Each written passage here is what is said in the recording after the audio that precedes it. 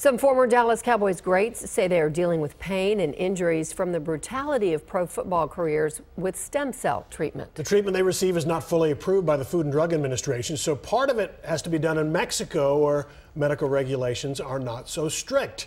Fox 4's Allison Harris is in now with details on this treatment and why it's not fully okay in the United States yet. Allison. Steve and Heather, you probably heard stem cells called cure-alls and miracle treatments, and some celebrity athletes have bought into it, getting treatment that they say is life-changing. Among those athletes are big-time former Dallas Cowboys players, lending their names to the treatment.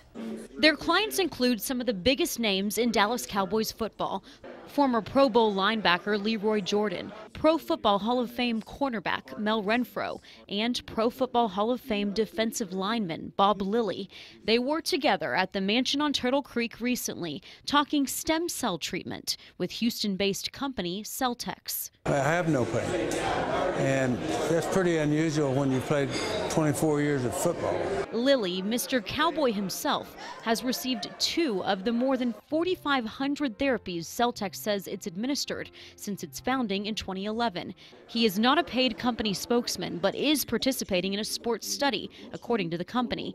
He credits his friend and fellow Celtex client, former Texas A&M football coach Jackie Sherrill, with changing his life by encouraging him to get the treatment because Lilly could not even lift his arms.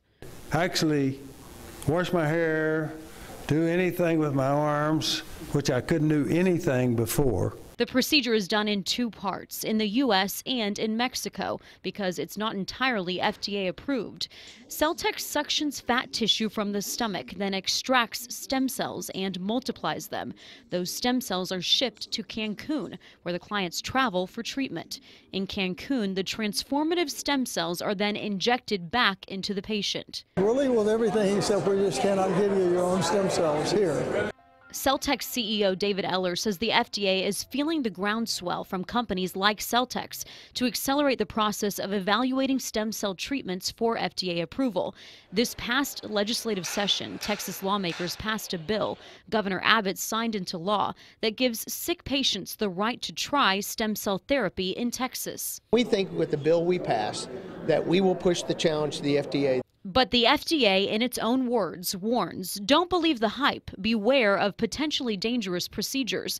The FDA advises patients to make sure the treatment is being studied under an investigational new drug application. Eller says Celtex is, but it's in early stages. Dr. Emerson Perrin with the Texas Heart Institute Stem Cell Center in Houston is in phase 3 of a FDA trial for stem cell treatment that could receive approval next year.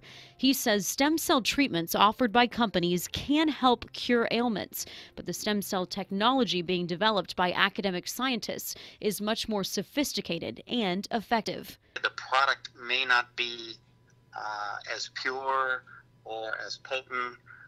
Definitely not developed in the lab of the quality that we're able to do in academic centers. Lilly maintains the treatment, which costs thousands per treatment, works. I have a vitality that I didn't have for many years. Probably 10 years prior to this, I was losing vitality, and now I'm getting vitality. I want to do a lot of things. The doctor we talked to with the Stem Cell Center in Houston says the kind of stem cell that's used matters. He works with stem cells from heart tissue to repair the heart, which he says is more effective than stem cells that are used from fat tissue like the company Celtex. He says people who are sick and interested in stem cell treatment now should look into participating in a clinical trial that might be more specific to their medical needs and safer.